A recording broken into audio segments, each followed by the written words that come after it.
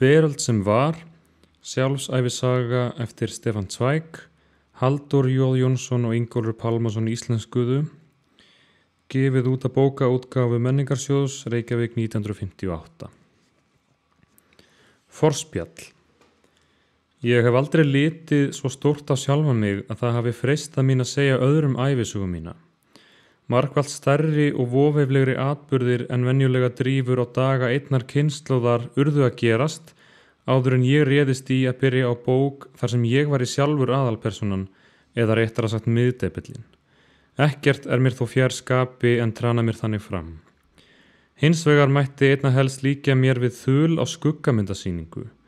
Tíminn leggur til myndirnar, orð mín fylgja til skýringar og í rauninni eru það ekki fyrst og fremst afdrif mín sem ég segi frá, heldur örlög heilar kynslóðar sem forsjónin hefur lagt meira á herðar en flestum öðrum í tímanna rás.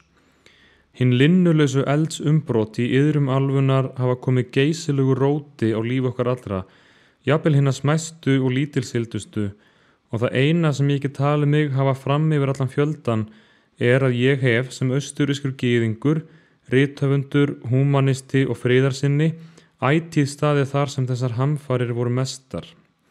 Þrívegis hafa þar lagt í rústir heimili mitt og tilveru, slitið mig úr tengslum við fortíðina og hrakið mig út í auðnina þar sem enginn veit sinn næturstað.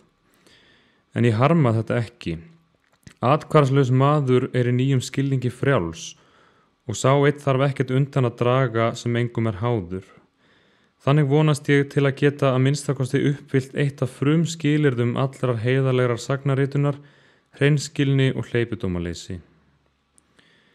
Í sannleika sagt hafa fáir sem sögur fara af verið slitnir upp með rótum úr sjálfri móðurmoldinni eins gersamlega og ég. Ég fæddur 1881 í víðlendu og voldugu keisaradæmi, veldi Habsborgarana, en það til einskis að líta á landabréfið, þetta ríki hefur verið útmáð með öllu. Ég alinn upp í Vín, 2000 ára gamalli heimsborg, en varðar hrökklast þaðan líkt og glæpamaður áður en hún var gerð af þýskum útkjálkabæ. Verk mín á frummálinu hafa verið brennd til ösku í landi þar sem þau nutu vinsælda hjá milljónum lesenda. Þannig á ég hvergi heima, allstaðar útlendingur og þegar best lætur gestur. Jafnvel Evrópa, það heimaland sem mér hjartfólgnast, mér glötuð þar sem hún nú öðru sinni flýtur í bræðrablóði. Gegn vilja mínum hef ég orðið vitni að ægilegasta ósigri mannlegrar skynsemi og trilltustu sigurför villimennskunar sem sagan getur. Aldrei hefur nokkur kynslóð á jafn háu andlegu þroskastígi, ég segi þetta ekki af stolti heldur blygðun, beðið slíkt siðferðilegt skipbrot á okkar. Á þeim stutta tíma frá því mér tók að spretta grön og þar til ég fór að grána fyrir hærum á þessari hálfu öld hafa gerst róttakari breytingar og byltingar en annars á 10 mannsöldrum og öllum finnst okkur að minna hefði mátt gagn gera. Svo ólíkar nútíðin mínum fyrri dögum, slík andstæða mín góðu og vondu ár að margoft finnst mér ég hafi ekki lifað eitt æviskeið heldur mörg.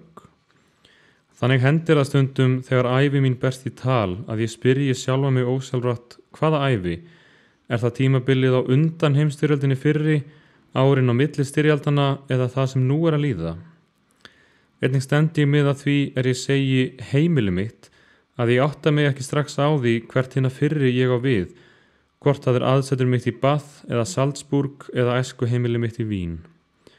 Og ef mér verður á að segja hjá okkur heima, minnist ég þess með skelfingu að ég orðin jafn framandi fólkinu í heimalandi mínu og englendingum eða bandaríkjamönnum. Þar á ég engin ítök lengur, en hér hef ég aldrei aðlagast til fulls. Í huga mér brekkar alltaf bilið milli uppvaxtarára minna og nútímans, uns þetta orðnir gerólíkir heimar. Í hvert sinn atburði áranna á undan heimstyrjöldinni fyrri ber á góma, heyri ég á spurningum hinna yngri vina minna hversu margt þeim finnst torskilið og heyra sögunni til sem fyrir mér lifandi raunveruleiki. Og eitthvert hugboð segir mér að á þessu sé takandi mark. Milli 3 áðurnefndra tímabila allar brýr brotnar. Sjálfur get ég ekki að því gert að undrast hversu margt og mikið hefur borið okkur á höndum á einum stuttum mannsaldri, reyndar mjög óþægilegum og ótryggum, Einkum þó ef ég ber þetta saman við lifnaðarhætti forfeðra minna, til dæmis föður míns og afa. Hvað sáu þeir af lífinu? Báðir lifðu þeir viðburða litla ævi. Þeir runnu sitt skeið án mikilla sveiflna, án umbrota eða áhættu. Mikil spenna og snögg straumhvörf voru þeim ókunn. Hægt og háttbundið bar alda tímans þá frá vöggu til grafar. Ævi langt áttu þeir heima í sama landi, sömu borg og næstum alltaf í sama húsi. Það sem gerðist úti í heimi var þeim í rauninni aðeins tíðindi í blöðum og knúði aldrei á þeirra dyr. Einhver staðar voru að vísu háðar styrjaldir þeirra daga, en það voru aðeins smá skærur á okkar mælikvarða og auk þess handan landamærana. Fallbyssudrunur bárust þeim ekki til eyrna og að misseri liðinu var allt hjaðnað, gleymt, skorpnað blað í sögunni og lífi gekk sinn vanagang á ný. Hjá okkur var hins vegar allt það af sem áður var. Það sem einu sinni hvarf átti ekki afturkvæmt. Og allt það sem sagan hefur áður skammtað naumt einstöku löndum og öldum hefur fallið óskipt í okkar hlut. Ein kynslóðin fékk kannski að kenna á borgarastyrjöld, önnur uppþoti, þriðja stríði, fjórða hungursneið, fimmta ríkisgjaldþroti og margar gengnar kynslóðir og horfin þjóðríki hafa jafnvel ekki haft að neinu þessu að segja. En við sem nú stöndum á 60 og ættum að réttum lögum eftir að lifa margt, hvað höfum við ekki orðið að þola, sjá og reyna? Við höfum brotist gegnum myrkvið allra hugsanlegra þrenginga og enn sér hvergi rof. Sjálfur hef ég lifað 2 mestu styrjaldir mannkynssögunar og meira að segja verið sitt hvorum megin víglínunar. Fyrra skiptið Þjóðverja megin, seinna skiptið meðal andstæðinga þeirra. Fyrir styrjaldirnar bjó ég við einstaklingsfrelsi eins og best verður á kosið, en kynntist seinna meira ófrelsi en þekkst hefur aldaraðir. Ég hef bæði verið hylltur og útlægur ger, verið frjáls og ófrjáls, ríkur og fátækur. Allir hinnir válegu fákar opinberunar bókarinnar hafa leikið lausir mína daga, bylting og hungursneið, gengishrun og ofsóknir, drepsóttir og landflótti.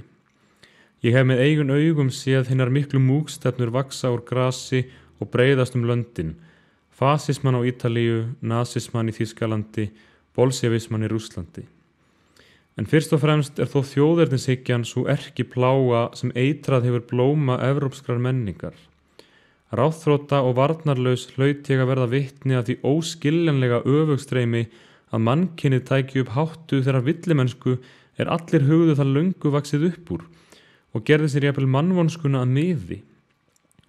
Fyrir okkur átti það að liggja að kynnast fyrirvaralausum árásarstyrjöldum, fangabúðum, pyndingum, stórfelldum eignaránum og loftárásum á varnarlausar borgir, en nýðingsháttur af þessu tægi hefur ekki þekkst síðustu 50 mannsaldrana og verður vonandi ekki umborinn af komandi kynslóðum. En ég hef líka orðið vitni að þeirri furðulegu mótsögn að samtímis og mannkynið varpar fyrir borð 1000 ára siðferðisþroska sínum, vinnur það hinn óvæntustu afrek á sviði tækni og vísinda svo að milljónar af þróunur lögða baki í einu vængætæki. Loftið hefur það lagt undir sig með fluglistinni, mannlegt mál flutt á einni sekundu umhverfis hnöttin og fjarlægðir geimsins þar með yfirunar, frumeindirnar hafa verið klofnar og læknisdómar fundnir við hinum illkynjuðustu sóttum og nær daglega finnst lausn á ýmsu því sem áður þótti óleysanlegt. Aldrei fyrr hefur mannlegt samfélag gengið fram í jafn djöfulegri breytni og aldrei leyst af höndum jafn ofurmennskar dáðir. Ég tel það skyldu mína að vitna þetta dramatíska líf svo fullt af óvæntum stórviðburðum því að, ég endurtek, allir urðu vitni að þessum ógurlegu umbyltingum, allir hlutu að fylgjast með. Okkar kynslóð var engrar undankomu auðið, enginn fékk að draga sig í hlé eins og svo oft var hægt áður. Sökum hinnar skipulögðu fréttaþjónustu hlutu allir að sogast inn í iðu heimsviðburðana. Þegar sprengjurnar féllu á Shanghai bárust tíðindin inn í stofur okkar í Evrópu áður en þeir særðu voru bornir út úr rústunum og fréttamyndir sýndu okkur ljóslifandi þá atburði sem gerðust 1000 mílna handan við hafið. Það gáfust engin grið, engar varnir við ásókn fréttanna, atburðirnir tróðu sér inn á hvern og einn. Hvergi var það land þangað sem flúið yrði, hvergi sá friður falur væri fyrir fé, allstaðar og ævinlega var hönd örlagana til taks að draga okkur að nýju í sinn óbilgjarna leik. Menn urðu stöðugt að láta undan kröfum ríkisins, sætta sig við heimskulega stjórnarstefnu eða laga sig eftir hinum fáránlegustu breytingum, hver og einn var hlekkjaður við heildina og dreginn vægðarlaust með þótt hann streittist á móti. Hver sá sem gengið hefur í gegnum þetta tímabil eða öllu heldur verið knúinn eða keyrður gegnum það, því við fengum sjaldan tóm til að kasta mæðinni, hefur meiri sögu að segja en nokkur af forfeðrum hans. Og í dag stöndum við enn á tímamótum við ný þáttaskil, nýtt upphaf. Það því ekki út í bláinn að ég læti í bráðina þessar endurminningar mínar enda við ákveðin mánaðardag, því þennan septemberdag 1939 var endahnútur riðinn á það tímabil mótaði okkur og mannaði sem nú erum 60. En ef við getum með vitnisburði okkar flutt næstu kynslóð fáein sannleikskorn úr hrynjandi rústum þess, hefur erfiðu okkar ekki til einskis orðið. Mér ljóst að aðstæður mínar við að taka saman þessar endurminningar eru harla óhagstæðar, en mjög þar einkennandi fyrir nútíman. Ég skrifa þar erlendis meðan styrjöld í algleymingi og skortir því öll hjálpargögn. Hér á hótelherbygginu hef ég ekki við höndina neitt eintak á bókum mínum, engar minnisgreinar, engin vinabréf. Ég get hvergi leita mér upplýsinga því allstaðar í heiminum eru póstsamgöngur rofnar eða torveldaðar af ritskoðuninni. Við erum jafn einangraðir og á fyrri öldum ekki þekktust gufuskip, járnbrautir, flugvélar né póstferðir. Af allri fortíð minni ber ég því ekkert annað með mér en það sem minnið geymir. Hitt allt mér glatað eða ótiltækilegt nú sem stendur. En kynslóð vor hefur lært til hlítar þá göfugu list að sakast ekki orðin hlut og svo kann að fara að heimildaskorturinn verði jafnvel ávinningur fyrir þessa bók mína. Ég lít nefnilega ekki á minni vort sem ótamen frumkraft, af tilviljun hirðir eitt en hafnar öðru, heldur sem sjálfrátt afl kann að skipuleggja og skilja kjarnan frá hisminu. Allt það úr ævinni sem gleymist hefur í rauninni fyrir löngu verið dæmt til gleymsku af einhverju innri hneigð. Það sem varðvitist af sjálfu sér á kröfu til að varðvitast umfram hitt. Talið því og veljið í minn stað þið minningar og sýnið þannig líf mitt þótt aðeins í óljósri hillingu sé áður en það hverfur í sortan.